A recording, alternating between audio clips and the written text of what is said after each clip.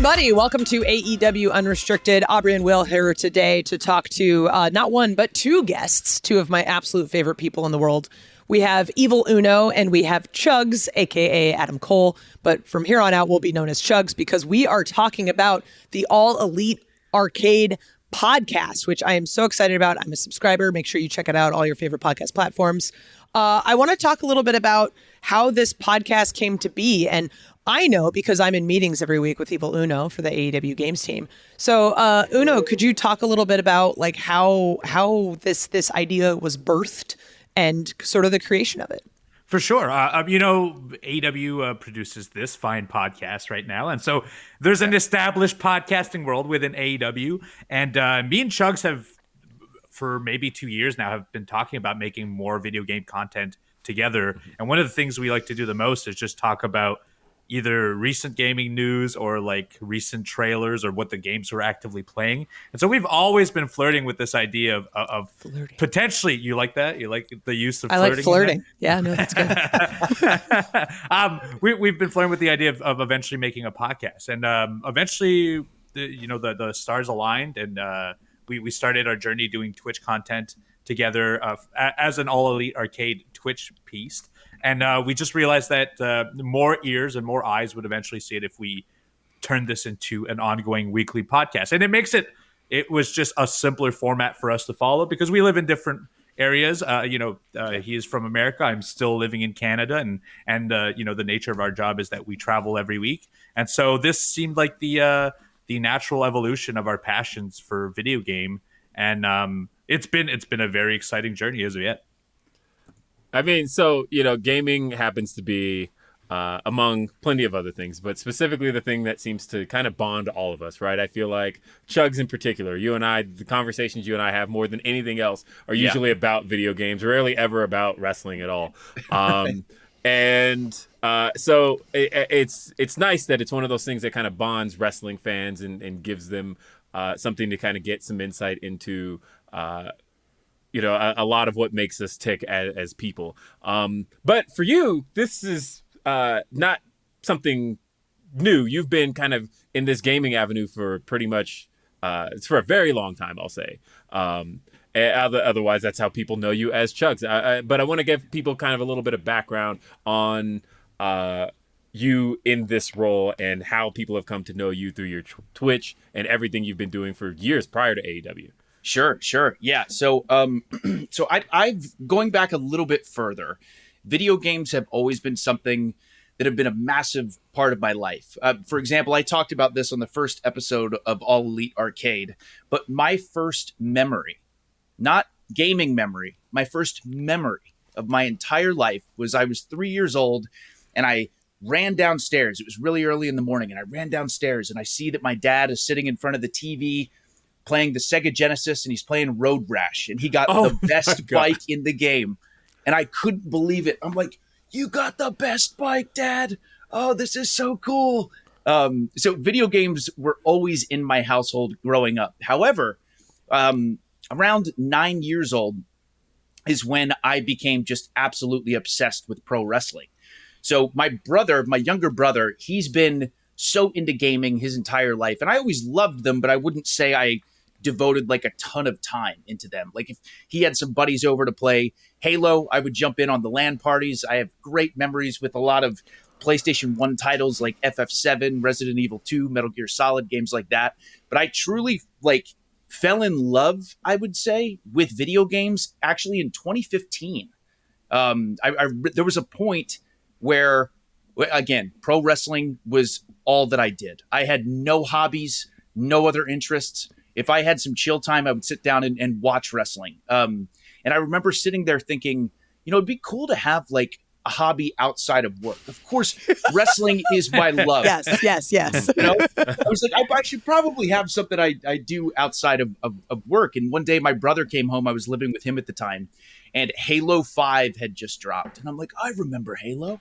Hey, Brent. I said, hey, do you mind if I hop on your Xbox and play some of the Halo 5 campaign? And he goes, yeah, of course. Long story short, I stayed up until like 7 or 8 in the morning and beat the whole campaign. The next day, I bought an Xbox One. The rest was history. So, but to jump, sorry, I'm rambling now. I just get so This is excited great. talking about games. It's all great. But I had been wanting to stream for the longest time. But I always made excuses in my head, whether it was my schedule. It seemed so daunting, the idea of like learning all this new stuff about how to stream and things like that. But then the pandemic hit, and it was like, I have no excuse anymore. I have all the time in the world. I really want to do this. I want to talk to people who are passionate about games like I am. And I started streaming during the pandemic, and now it's turned into a thing that I mean this. I tell the chat all the time. I will never stop doing this until I can't anymore. I love it so much. I love the community aspect of it. I love the passion of video games. It's become one of my absolute favorite things in the world. So yeah, video games are very important to me. Very, very important. I also want to say that, as you say, like your first memory is with the Genesis. I immediately felt old because I'm like, dude, that was like my third system. Like, oh my God. I'm like, let's. Oh, NES, the old brick, like gray Game Boy, like that was my jam. So Yeah. Yes. Also, Legit though, you popped me so hard with Road Rash though, because like I remember, because I didn't get into Road Rash until the Sega Channel. For those who don't remember what that was, but the thing about the Sega Channel was it was so ahead of its time. Like when you think about things like Game Pass and like streaming services and things where you can get access to games, but it was literally a service where you got you had to hook a cable line into this cartridge that went to your Sega Genesis, and monthly you get new games that you paid for this monthly service for. My parents got me Sega Channel, and I remember I was just going through the list, and I found Road Rash 2 was the first one I had played, and it changed my life. And it, like the music, the way that it played with, you know, because the Sega Genesis couldn't scale.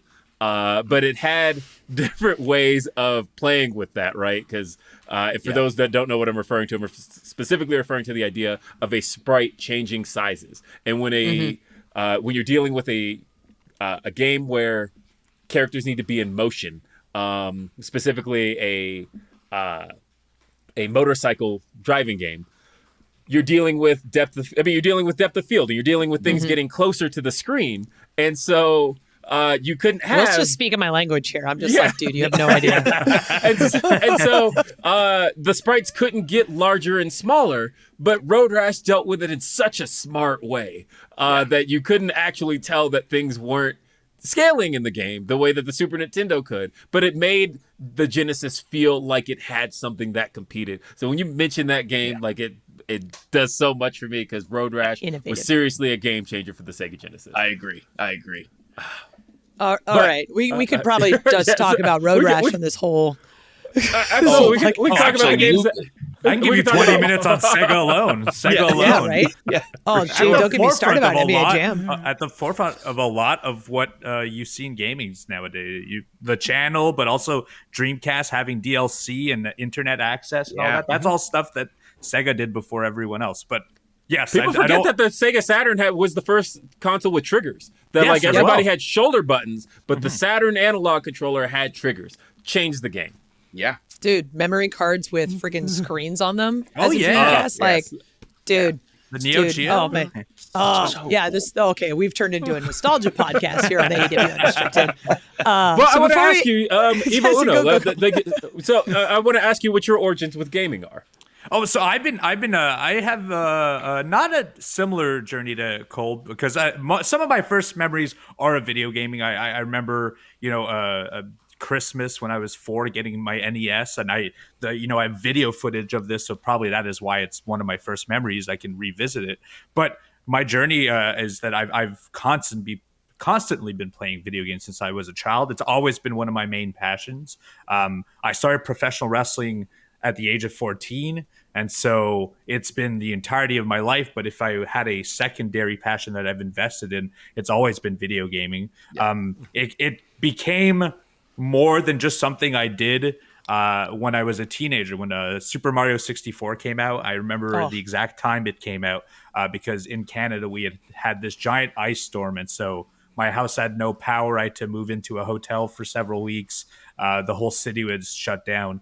And because my father wanted to make sure that we didn't think it was going to be, the end of the world or a catastrophe, he thought like, okay, I'll divert the attention. I'll get him the new N64 and I'll get him Super Mario 64, and it worked, Dad. It did, because it turned my life around. I started looking at video games as no longer something I played, but like an art form. And, part of that was like that jump to 3D, but like realizing that people worked on this, that there had to be an artist that worked on the music. There had to be an artist that worked on the graphical scaling and the way everything was structured and the storytelling and all that. I started seeing it and a lot of other pieces in media in a different light. And since then, I've dabbled a lot in video game stuff. I ran a YouTube channel for over 7 years. I was Twitch streaming 13 years ago. I Twitch streamed 13 years ago for about 6 years. I took a little break. A year before the pandemic, I restarted into it. I do not Twitch stream nearly as much as the Chugs does here, but I still am an active member of that community, and I try to go on there and play video games. I've done also gaming media stuff. I've done gaming review stuff. I used to Giant Bomb, which is a content distributor for video game. I used to work in cohesion with them as well. So I've done a lot of gaming stuff. It's always been an avenue that I've wanted to explore on the side to wrestling, because someday, and let's hope it is not anytime soon, but someday I won't be able to wrestle anymore. But I do think there is still an avenue in my life where I can explore video game and video gaming content for, until I'm extremely old and can't possibly see the video games I'm playing. So it's always been an avenue I've been interested in, and it's always been an avenue I've invested a lot of my time in, and that's kind of why we continue doing it today. Yeah. I think it's one of those, as long as you have thumbs and fingers and can hold a controller, you can play video games. So it's been really great seeing like our generation grow up as like, this is a normal thing. Like it used to just be a thing that kids played, right? And as soon as Uno is talking about like, oh yeah, I opened a Genesis on Christmas, I pictured that like N64 kid on Christmas, like that GIF. Oh yeah, I'm like, that's actually Uno's long lost brother. It was. I mean, that could be a clip of me for all you know. So it could be. Someone's gonna Photoshop your mask on it and just be like, look, it's Uno. This is exactly how it happened, real life. There's a lot more to talk about here on AEW Unrestricted. I'm particularly interested in like more about the podcast aspect of All Elite Arcade, but we got to take a real quick break, as Uno says, and quick, a word from our sponsors. So coming up here on AEW Unrestricted. It's AEW Unrestricted. We've got Aubrey, Will, Uno, Chugs. We're talking video games. We're talking the new podcast. Definitely check out the All Elite Arcade podcast on all of your favorite podcast platforms. Like, subscribe, do all the fun stuff. Like, support these boys because they are doing incredible things. I love hearing people who are passionate talk about the things that they are passionate about, which in like saying that out loud, it's like, yeah, duh, no shit. But it's like, you know when someone cares about the thing that they're talking about, and it's great. And a little bit in the first segment, like Uno had talked about like wanting to sort of move into a podcast medium. But you guys are both, started in sort of the Twitch streaming realm and then did the All Elite Arcade show on Twitch. Like, what has been the biggest change for you guys? And I guess we'll start with Chugs on this one. What is the biggest change for you guys moving to a podcast platform? I think the biggest change for me is the excitement at the idea of me and Uno getting to just talk games. Like this is going to sound wild, but I think a big reason for me that I was so excited about starting this podcast with him is Uno will tell you this as well. I can't tell you how many times it'd be like, we have an hour and a half to do a Twitch stream. And this might be wild to say, but like there were so many episodes where I'm like, I kind of rather just want to talk to you about games for an hour and a half instead of even playing them, because we both love to play them. But it's just, we both are so passionate in our own ways about games, and he'll say something that I find really interesting or a game that I want to check out. And I like to think sometimes I do the same for him, but there's just such a passionate discourse in this world. So again, the biggest change for me is just the excitement of knowing I get to spend all this time at least once a week getting to talk video games with one of my favorite people. It's just, that is the most important thing to me. For sure. I mean it. Yeah. My heart is so warm right now. Mine is too. Uno, what about you? Same question. I love Twitch streaming with Chugs, and I like Twitch streaming on my own as well. But it's the biggest change from one to the other is structure. I think our podcast is a lot more structured. We've topics we actually want to tackle, and we having a discussion about the weekly news and engaging with that is something that I know interests us and will probably interest others. But when we're doing Twitch streaming, a lot of what we want to do is also interact with people. So we don't want to get into like a 20-25 minute tirade, because then we're not interacting with the live viewer. And that's what the Twitch experience is supposed to be about. It's about having a one-on-one discussion with someone, or at least having some form of impact on the content that you're watching. And I like Twitch streaming. I'm not saying anything wrong with Twitch streaming. I love that approach to content. But in a podcast, I'm talking solely to Chugs in this instance, and so we finally get to explore all of the topics that we want to, rather than kind of piecemeal it as it goes on. It's a lot less free form. This one is a lot more structured. Our opinions and what we're going to discuss about it, and what each of us wants to say about each piece of topic is obviously not planned.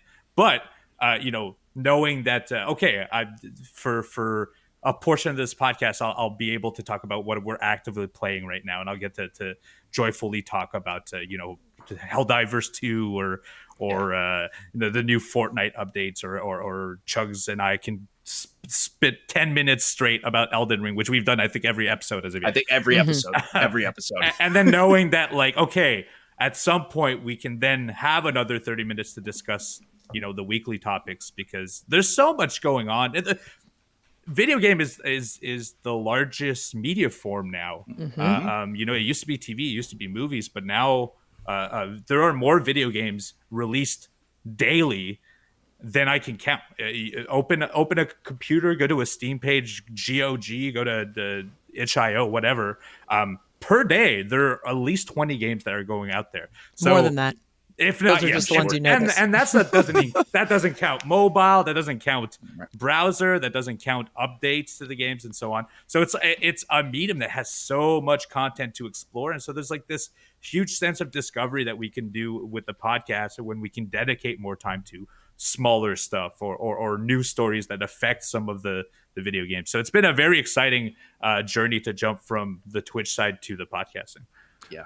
Well, with there being so much video game content out there, how do you decide when putting the podcast together what exactly topics you're going to cover for that week? Usually we have a little formal discussion beforehand of stuff. Like we as the week progresses, I take notes of stories that I think are either important to discuss, or I know either myself or Chugs will be excited for. So, if there's a Soulsborne game that's getting some steam, I know we're going to have to talk about it, because I know Chugs is deeply involved in that type of game. If they announce an indie digital showcase, that speaks to both of us. So much so. Like we could probably, per 20 minutes that get dropped every few weeks, there's an Xbox one that's coming up soon.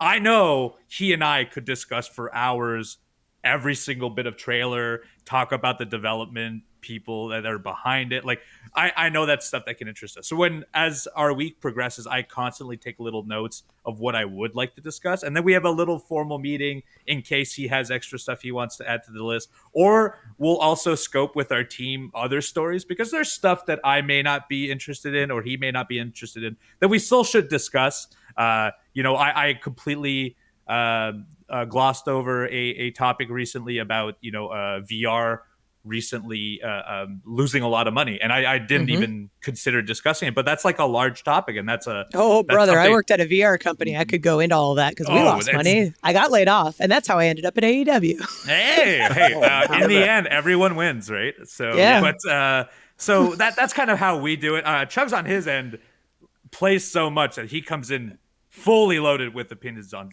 things he's playing too.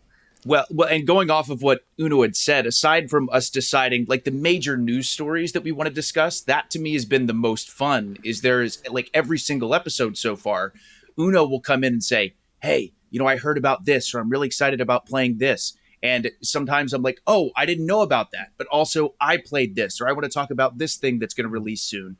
And he goes, oh, great. Because, like we had mentioned at the start of this, there is so much happening every single day in the world of video games. So for both of us to like ping pong ideas off each other and decide what we want to talk about, I think creates an exciting thing. And Aubrey, going off what you said, if you're passionate about it and you're excited to talk about it, that transcends and that shines through, So that's what made the podcast so much fun so far. So I'm curious because there is so much to talk about in games. And like one of the things you bring up is that like there's so many games released every day, but then there's the mobile aspect of it. And as someone who has such an extensive background in mobile, like mobile gaming and like free to play became a big thing. And everyone who is from sort of the traditional PC console era was like, that's not real video games. So, but like it is, the amount of money that is just generated through that medium alone is insane. Like the amount of people that play friggin' Candy Crush still is wild. So with there being so much that you guys can discuss, because like you could even talk about like video games as movies, like Mario, Sonic, all of these things that have happened. Like, is there anything not on the table with you guys? Oh, for me, no. There's nothing not on the table. I really do love so many different aspects of gaming. Actually, recently we did talk about how great the video game to movie / TV show adaptation has gone in recent memory and how exciting that is. So, God, I mean this. Every single aspect of the gaming industry is so fascinating to me. So I'm open to discuss anything and everything in regards to it. Uno, I don't know what you're thinking, but that's what I was thinking. I definitely feel the same. Like for us, as long as it touches the world of video gaming, I think it's a safe space to do so. Obviously, there are other things we're interested in. We could talk about movies that are unrelated. We could talk about TV shows that are unrelated or music and so on. But we really want to focus on the world of video games. And, be it a soundtrack that we think is incredible, be it a news piece, be it a mobile game, DLC, practices that nowadays are being used that we wouldn't want. Like we also tackle controversial stuff. We just did in an episode that's going to be released. We actually discuss some of our unpopular opinions about current video games and stuff. So we're up to explore just about anything as long as it has a light touch into the world of video games, and as long as we're passionate about it as well. If it's and I don't want to shame any games, but for example, like an update to The Sims speaks to a lot of people, but I don't. That doesn't reflect in my style of game, and so I can't speak to it properly, and I can't get excited for it properly, so we may not discuss that stuff. But we like to, for example, the movie stuff. Fallout just came out recently. Fallout is doing an incredible amount of business for the franchise and has been reviewed so well that, of course, we should explore the mass medium of video games being brought to TV, being brought to movies, being brought to cartoons. Cyber Runners, was that what the Cyberpunk one, the Edge Runners, or Castlevania, or how they're making a Golden Axe show, or The Last of Us. The Last of Us, did really Fallout, well, yeah. The Super Mario movie, the Sonic movies. There's a third Sonic movie that's going to come out. That just shows There's like a Sonic The Knuckle- series coming out. The The Knuckles thing, right? The Knuckles show, yeah. Yeah, and the TV show. The third one has Keanu Reeves as Shadow. I'm real excited about it. Dude, Those movies I'm have been pumped. look. Those movies have genuinely been excellent. Like I think, excellent. I think they hold. There was the whole debate over Mario movie over the Sonic movie, and like I was a big fan of the Mario movie. Same. But I recognize that the Mario movie is a lot of fan service. Like if you walked into that movie without any background on Mario, you're probably like, what is happening here? That it is a lot of references and things to really like pop you as a Mario fan. But Sonic, those are just genuinely good movies that stand on their own. That it's like, hey, we took this character that you know from this video game series and all these elements, and yeah, there's the little things like the music, that stuff that's gonna pop you. But they're just genuinely good movies. And I have so much fun with that idea. But I love that we got on this topic, by the way, of You're welcome. of the adaptation, of getting to give these stories that we've been in love with in video games for so long and bring them to audiences that don't necessarily love video games. My wife would never touch Last of Us as a game, right? But she was hooked every single episode as far as the series was concerned. And it was enough for her to now feel like, all right, this is a story I can get into. It just wasn't necessarily in an avenue I could have attached to it. And so I love that. And she just started Fallout. It's another thing that, again, she was never going to touch a Fallout game. But allowing people to explore these stories that we've been attached to for so long, I think is really cool. And I think that that's something that we've wanted for a long time, right? You know, it was like I was always, you can look at my background, people who watch video episodes know I was always in the Mortal Kombat lore, right? I think Mortal Kombat's some of the greatest lore in video games. But I couldn't like share that with somebody who didn't love video games, right? Like, and I just wanted to. And so even when like the Mortal Kombat movie, which was like designed to solely pop me, I think.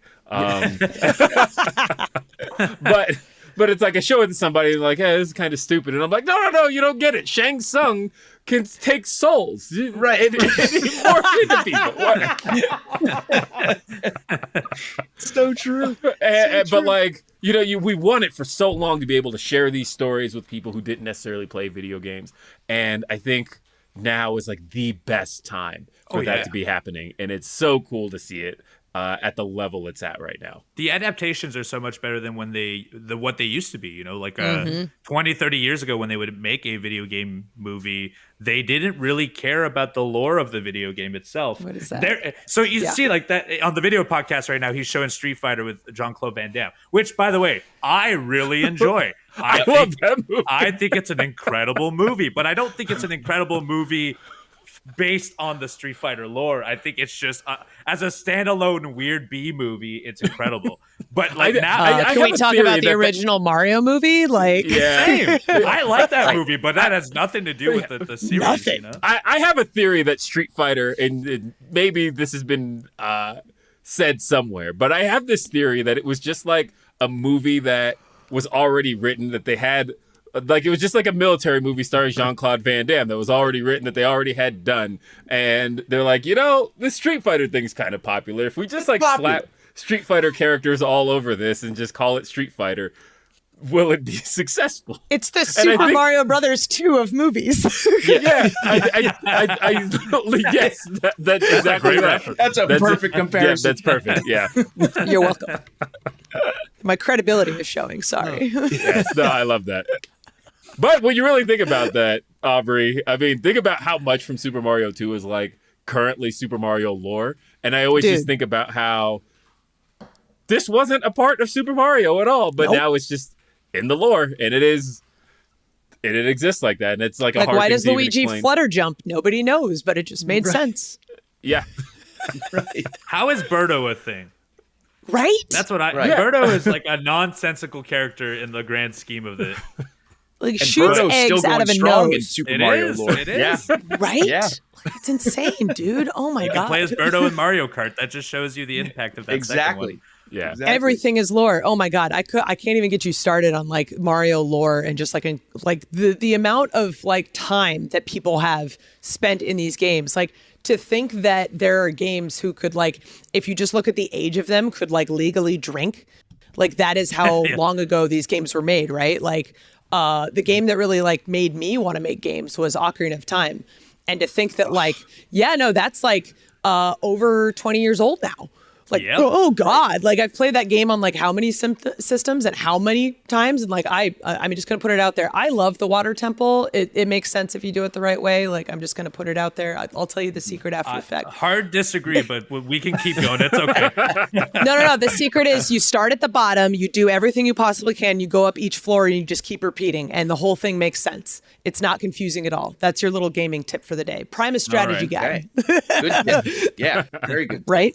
Right. Oh, so man. with that being There's so said, much- okay, yeah, go ahead. I was about to say we probably should go to break, but go ahead. one more question, because this segues into something. I'm really proud of this. So with all of that happening in games and there being so much history, like, do you guys have any recommendations for someone maybe listening to this podcast going, man, I really want to like get into games, but like I don't know where to start? Like, Uno, what would be your recommendation? Honestly, it seems like the most straightforward answer, but I would give you two. So nowadays, the best way to get into video gaming is either play a mainline Mario game because it is designed for people who may not necessarily play video games. It will introduce each of the patterns and then the subjects and the controls very early on, and then as you progress into it, it will ramp up difficulty, but in a way that the progress of it is intended to be universal. It's not like you're playing a Dark Souls game. If you've never played a previous game before, Dark Souls is not the game you want to start. Not with. a good jumping point. No. It's not the jumping point. No. But Mario, those first few levels are designed to be easy, so that when you get to the more challenging stuff, you've learned how to master the systems. But my other suggestion, and maybe I don't think this is a unpopular opinion, but I think Fortnite is an incredible video game for several reasons. One, it is not a difficult video game to understand. There's definitely tons of portions of it that you have to master, but being thrown on an island and surviving to the very last one is not a hard concept. And It is a game that is free, accessible on so many systems, and has a player base that you can play with. So if you are looking to share an experience with someone, that there is actively, probably right now, if I were to open my console, over 1 million people playing Fortnite on all consoles. So if your friend if you have friends who are into video games, chances are they have Fortnite downloaded on one of their consoles or PCs. They are capable of playing with you. So I think those two are ones that are very easy to at least jump in at first. And then you can then explore the vastness of what video games is and the different styles from there. Uno, there was a second where I thought we were going to pick the same two games again. Yeah, this is a pattern we did the last have. podcast episode, because pattern, my yes. answer is very similar to Uno's, so I won't dive into it too far. But again, a Super Mario game is perfect as far as gameplay goes. Easy to understand, easy to play, but also exciting enough to where you're like, "Ooh, this is really interesting. That when I get to this world, I have this ability or this skill, or I found this secret level," and you still get that same type of excitement that you get from games. But if storytelling is more your forte, and you've been so curious because you keep hearing about incredible storytelling within video games, again, The Last of Us is just to me a life-changing video game when it comes to the perspective of the incredible stories that video games can tell. So I would say either a Super Mario game like Super Mario Bros. Wonder is incredible, or a game like The Last of Us, as far as leaving an impactful memory in your brain. Yeah, I always feel like, because the Mario answer is such a good one. I was hoping the example one of you would use was Odyssey, because I feel like it's such a Odyssey. Oh my God. Odyssey, I think, is genuinely my favorite game of all time. I think that it Justified. Just the way that it incorporates so many aspects of what we love most about gaming. And if you like open world games, no matter what it is that you like about video games, even story, I feel like Mario Odyssey is going to give it to you in the best way possible. And it's so Mario Odyssey is my favorite 3D Mario by a mile. Yeah. And I love Super Mario soundtrack, 64, but Odyssey is it's so good. So good. And we've got so much more to talk about still. We got one more portion here. We're with the Chugs. We're with Evil Uno. We're talking All Elite Arcade Podcast right here on AEW Unrestricted.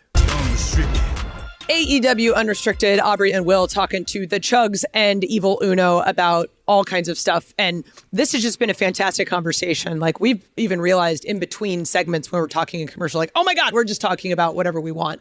So it's really great. And it reminds me of listening to your guys' podcast, where it's literally just friends having a conversation about things they love. If you're into video games, definitely subscribe to the All Elite Arcade Podcast. It's awesome. It's incredible. I love hearing these two talk. There was a situation or a moment a while back where I literally walk up to Chugs at work and go, "Okay, which one's better, Tears of the Kingdom or Breath of the Wild?" And we just immediately went into it. I think it was 15 minutes just talking about the differences between these two Zelda games. And I was like, yeah, no, this one was my favorite. And then this one came out and it became my favorite. I literally just started my second playthrough of Tears of the Kingdom as soon as I was done with the first one. Really? Dude, I was just okay, now I know what I'm doing. I'm going to go through this and just do all the shrines first before I stick to the main story. So it's there's so many different ways to approach games, and there's so many different things that people are into. and what they like to do. So I'm curious, like let's bring it to the main argument, and I think the main difference that comes up with gamers all the time, like Xbox versus PlayStation versus Switch versus PC. Like and there could be some like pitchforks coming out at this point. I don't know. But Chugs, why don't you start? Like where do you see yourself like going to? Sure. God, people are gonna hate this answer, but for I'm- anyone who I knows, know what you're wasn't going to starting say a too. controversy. Let me barge in because all right. Chugs is a known pacifist. Yeah, I This you are. I know he is sweating the second you told him to choose one. So whatever he's about to say, keep that in mind. You just say I love them all. all right. And again, I genuinely mean this, but I own all platforms. I play on all platforms. I love the Game Pass aspect of Xbox. I think it's incredible. Sony still to this day has some of the strongest single player story experiences in the world. Nintendo is off in its own little world with also incredible games like Mario, Metroid, Zelda, things like that. And PC is actually something that I jumped into very late and I'm still learning quite a bit about. Like now that the Steam Deck has come out, that's really opened up my world when it comes to PC gaming. But it was something I did a little bit before the Steam Deck came out, but that made it so much easier. So I have a VR headset. I play games on my phone. I'm an all platforms kind of guy. But if I had to pick, Drumroll. my first love, my first console, I'm an Xbox guy. I knew it. I knew you were going to say Xbox that. I relate to that so hard, I will say, and probably for the same reason. Because if I reached on a shelf behind me, which is too far to grab right now, but I have a launch copy. My original copy, I got it. I know it came out November 15th. I got mine November 18th, 2001, original Halo. Yep. And I got it 3 days after it came out because I believe it launched on a Thursday, and I wasn't able to get mine till that Sunday. But I have my original launch copy, and that game changer changed my life. All things Halo changed. It changed the industry. It really did. Well, especially considering like first-person shooters for the longest time were considered like when the debate between PC gamers and console gamers was always, you know, oh, you're playing first-person shooters on a console. What are you playing, GoldenEye? Like, whereas you know, Quake players, all of that, they were hardcore about Quake, their stuff. Doom, Command and Conquer, like all those. It was like the PC. Unreal Like that's Tournament. where you went for that. Yeah, and they knew, right? Unreal Tournament. And I was a big Unreal Tournament player, and it was like, it was hard to really get into the idea of first-person shooters on a console. They always felt like a lesser experience than what you could get on the PC until Halo. And Halo was the one that was like, no, I can't. This tells me that this is not only doable on a console, but it can almost be more immersive on a console. And granted, Halo did eventually come out on the PC, but it was like, I can have this experience and I can have this fun with friends. And you mentioned the LAN party earlier, and like, God, the Halo LAN party was amazing. 4 Xboxes with the Switch and 16 100%. people. How many of us Yeah. did that in high school, dude? Right, exactly, and that's the thing too. Is you're completely correct in that. Like as far as a console FPS game, we owe so much to Halo without question. But seriously, looking back at like my like school memories of being a kid and growing up, like Halo, at least in my town, took over. Like I would go to kids' houses that I'd never been to before, and we'd all set up this giant LAN party. We had people over at my house as well. Like everybody was playing Halo. Our middle school wrestling team used to run out to the Halo theme. Like we were all about it, all about So it. great. So It's a great song. Yeah.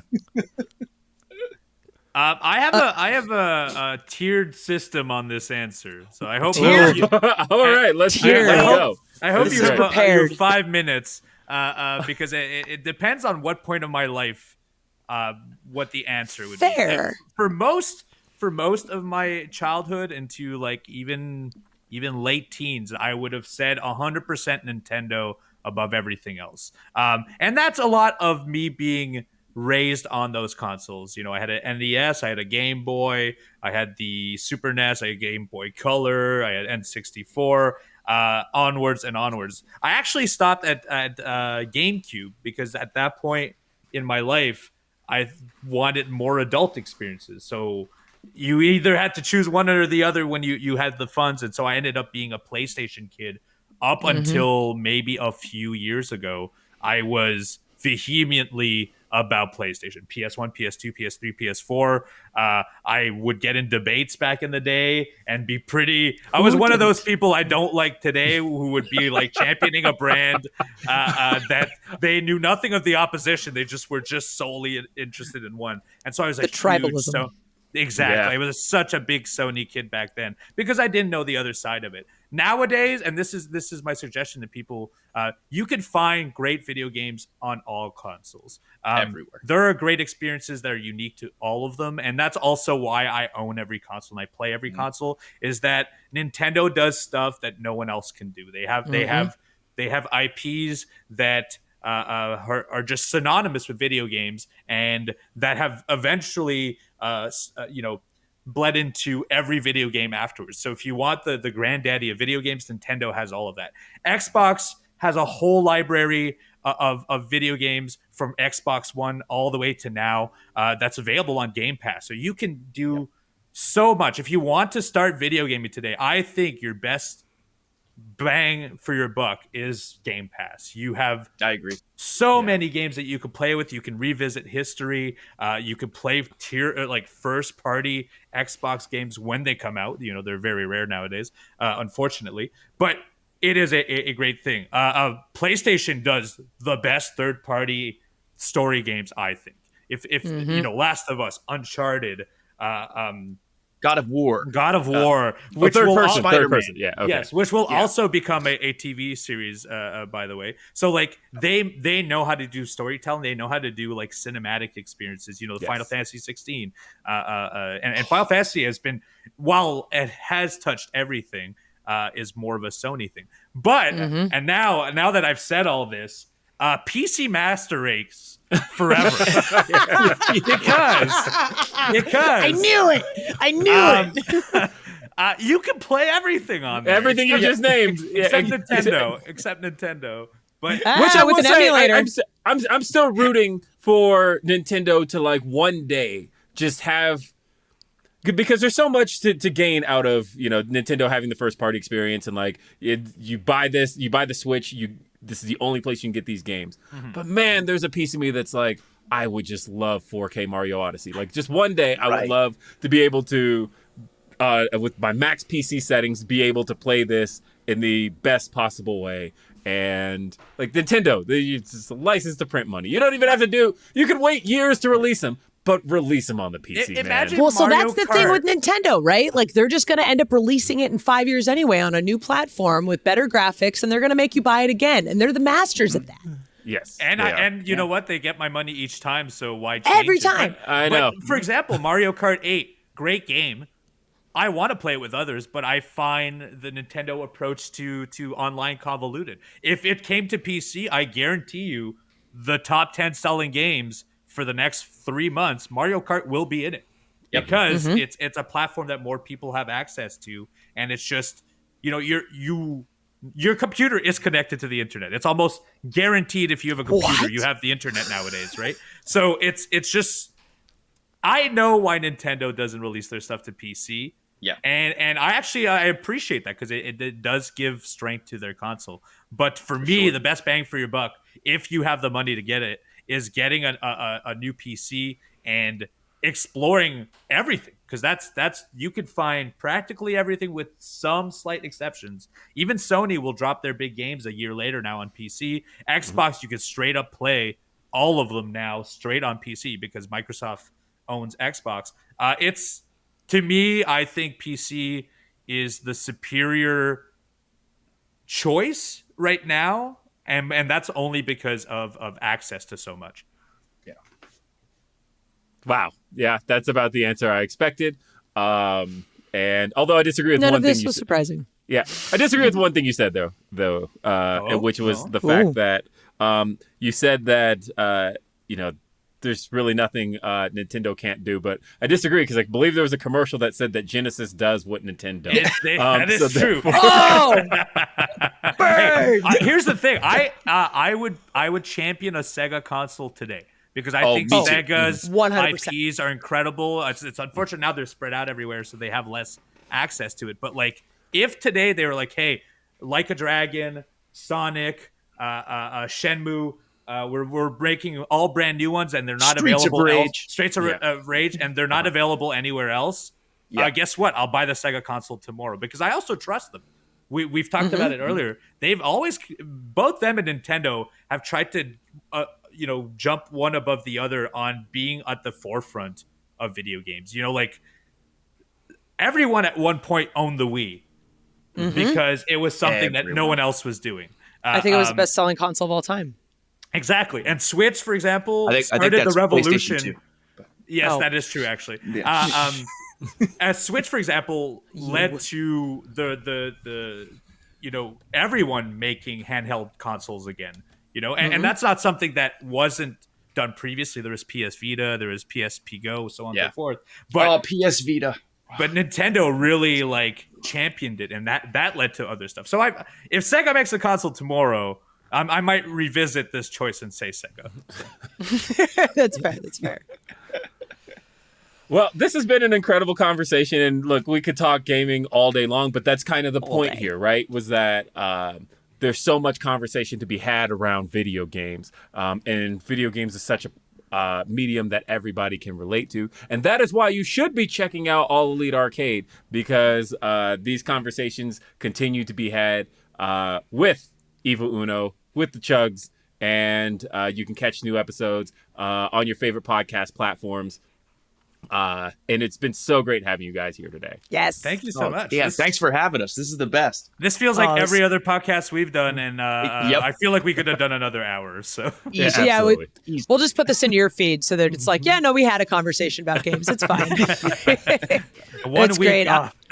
Yeah. Oh my God. Now you're like, oh man, episodic content. Oh no, there's all these new things I have to think about. Oh man, as soon as the podcast came out, I subscribed. I love it. I love listening to these two talk about video games. I love talking about video games with these two guys. Like, they're just so informed about everything that is happening in the business, but also just so thrilled about everything happening in the business of video games, which is probably my favorite part of the whole thing. And of course, you can catch these guys on AEW television. Dynamite every Wednesday, Collision on Saturdays, Rampage on Fridays. And don't forget, we have ROH on Thursdays as well. There's so much going on. You can listen to this podcast also on all of your favorite podcast platforms. New episodes every Thursday, and the video episode drops on Mondays. I am Aubrey Edwards with Will Washington, Evil Uno, and the Chugs. Thank you for listening to AEW Unrestricted.